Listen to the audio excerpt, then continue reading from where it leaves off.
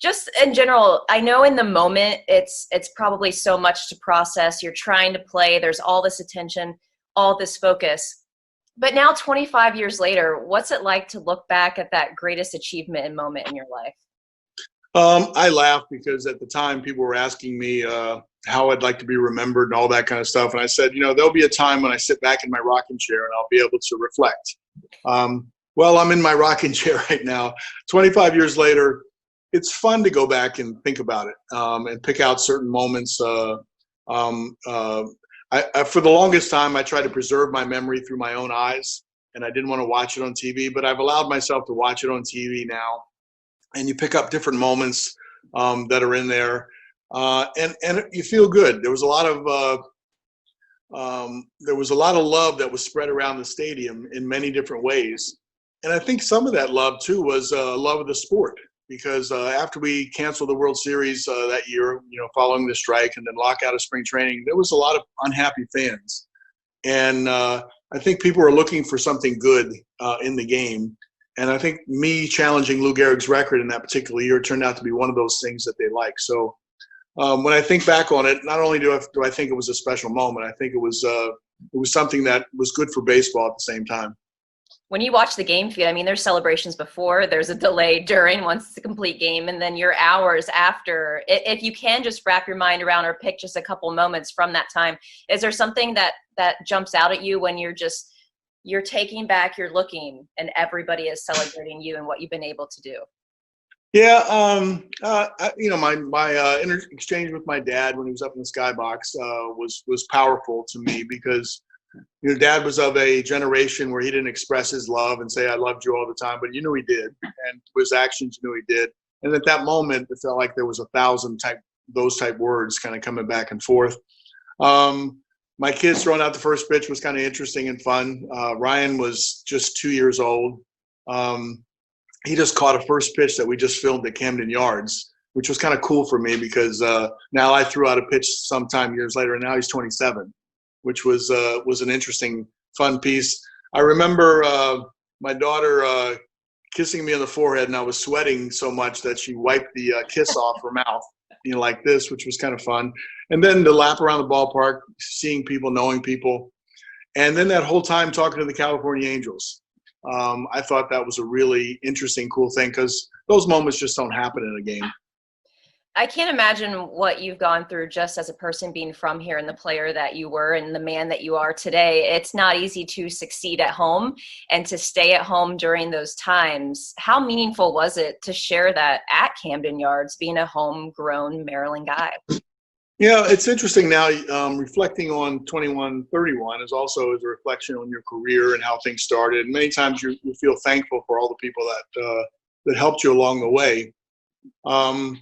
There was some pressure, and it wasn't easy playing at home. I wanted to play at home. The Orioles were always my team. I dreamed of becoming an Oriole, but there was a little pressure, and sometimes it wasn't all good. And I tell you what, contractually, they talk about playing for the same team for 21 years.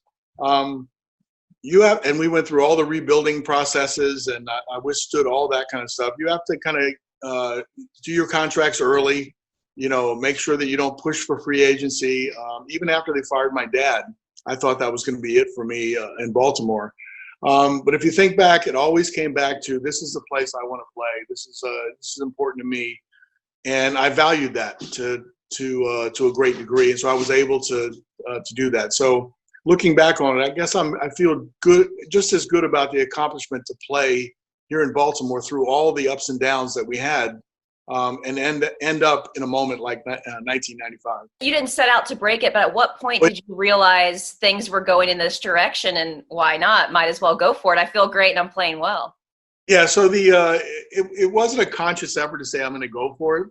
I kept thinking that I'll just keep playing. I'm durable. I can play with a little less than 100% mentally, which convincing yourself that you can is the big part. I would guess when it got around one season, when it was one season within 162 games, I thought it was feasible because each and every year you play the one season, 162 games, then you take a break, you rest, you go home, you build yourself back up again, you work out, you get ready for the following season. So I thought each season's different. And when we got into one season, I thought it was feasible and doable. But I really didn't want to focus on that. I never wanted to get ahead of myself. Just play one game at a time, play as hard as you can, and hopefully that'll preserve you for the next game. I mean, it's safe to say now we can say it's never going to be broken. The way the game is played today, do you feel that way? And then do you take on that honor as well? I don't feel that way because I know sitting inside myself, I don't consider myself the Iron Man. I mean, it's a nickname, or it's a name that was given to me because I broke the Iron Horse's record. If I can do it, certainly somebody else can. And now it's going to take a stubborn personality. It's going to take maybe a change in the game and a philosophy of how do you define an everyday player. In my time, an everyday player was defined as an everyday player, like every single game. And if you really think about it, the playoffs have expanded. One game out of that 162 can affect whether you make the playoffs or not. And so it could be an important game in April or May or June, and you just don't know it. So you should play each and every game, to try to win the game, and that could be the difference maker. In 1982, I played for a team that we went to the last day of the season dead tied with Milwaukee Brewers. And we lost that last game of the season, and they went to the playoffs. We didn't. And I kept thinking we could have won a game in April. We could have won a game in May. What about that game? We had a 3-run lead going into the 8th inning. I think we all thought about the significance of one game.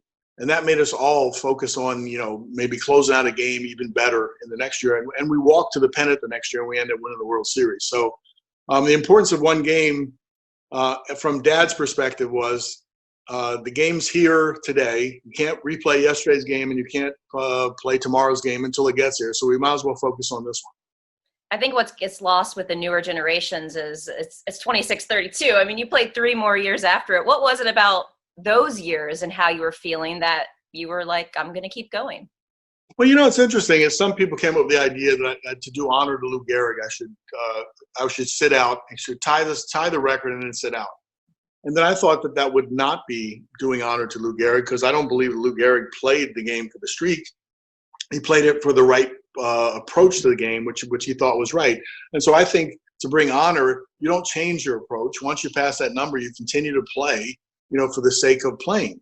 And at some point, there's got to be an end to the streak. And, I felt that the timing was pretty right in the year 1999 that I decided to sit myself down. I thought the timing was right, and it had to be left to me to do it, I think. And so I went ahead and did it with the idea that now the manager will sit back in his room, make out the lineup, and he'll still choose me. But I took care of business, and I did it at home last day of the season to make it a positive, not a negative. You sure did. And then finally, you touched on it when you were actually doing it with the baseball strike and the sport and how fans were feeling. And a lot of people credit you near the top of saving the sport, or at least turning those ideas around.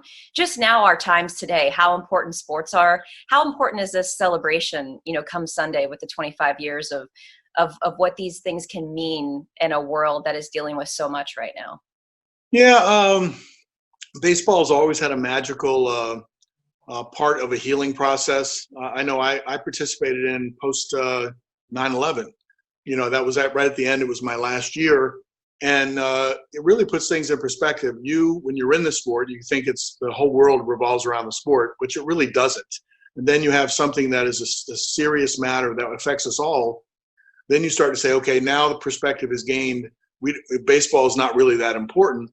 But it was interesting to see as we came back together as a country in that time, when we went back to playing baseball, we did serve a nice role, a connection to the daily sense of normalcy, distractions in some ways, or you could pour your attention into something for a few moments that made you feel good. And so we all felt like we played a role in that. And I can't explain why it's so magical.